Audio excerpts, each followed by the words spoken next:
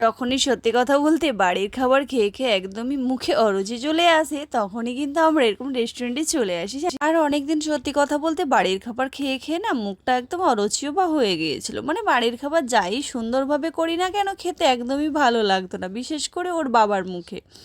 তো ওর বাবা বলে চলো আজকে আমরা কেরালায় মান্দি খেতে যাই। যারা যারা কেরালায় থাকো নিশ্চয়ই জানো কেরালার কিন্তু মান্দি একদম বিখ্যাত খাবার, বাট সমস্ত দোকানে না।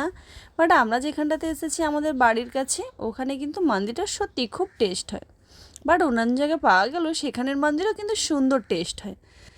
আর এখানে সত্যি কথা বলতে বিশ্বাস করবে না, এত ভিড়, সময় ধরে ধরে বসে থেকে এখানে বসতে হচ্ছে। তো ভিড়ের কারণে ওদের একটু মানে সার্ভ করতেও দেরি হচ্ছে। তো প্রথমেই কিন্তু আমাদেরকে একটা টক ঝাল টাইপের ওখানে আচার দিয়েছে, আর এখানে দিয়েছে মায়োনিজ, আর এই যে এখানে দিয়েছে স্যালাড। এই যে দেখো আমার মেয়ে কিন্তু স্যালাড খেতে শুরু করে দিয়েছে, আর ও ভীষণভাবে শসাটা পছন্দও করে, তাই জন্য ওর শসাটা বেশ ভালোও লাগছে। আর এখানে স্যালাডটা একটু লেবু আর একটু নুন দিয়ে আছে, তো বিট নুন দিয়ে বেশ টেস্ট লাগছে। তার জন্য মেয়ে প্রথমেই স্যালাড খাচ্ছে। আর ওই যে দেখতে পাচ্ছ চারিদিকে অনেকই ভিড়, কোনো সিট খালি নেই এখনও। নিচে সত্যি কথা বলতে অনেক মানুষ ওয়েট করে বসে আছে সত্যি কথা বলতে। আর আমরা যখন খেতে বসেছিলাম তখন প্রায় 2:30টা বেজে গেছে, সত্যি কথা বলতে অনেকটাই দেরি হয়ে গেছে। আর এই যে দেখো আমাদের মান্দি কিন্তু চলে এসেছে। এই যে একটা নিয়েছিলাম মশলাদার তন্দুরি মান্দি, আর একটা নিয়েছিলাম নর্মাল মান্দি। নর্মাল মান্দিটা সত্যি কথা বলতে চিকেনটা ঝাল থাকে না, এটা বাচ্চা খাবে বলে, আর তন্দুরি মান্দিটা নিয়েছিলাম আমরা খাবো বলে সত্যি কথা বলতে।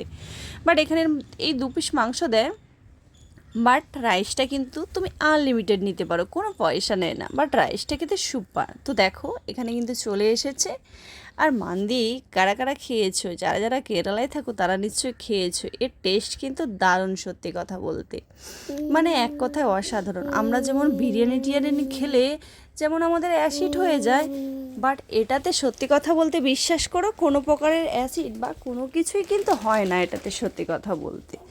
তো দেখো আমরা কিন্তু ছুটির দিনে বলো আর অন্যান্য দিনে বলো মাঝে মধ্যেই কিন্তু এটাই খেতে আসি, মানে যখন কোনো কিছু বাইরের খাবার দুপুরে বিশেষ করে খেতে ইচ্ছে করে এটাই কিন্তু খেতে চলে আসি।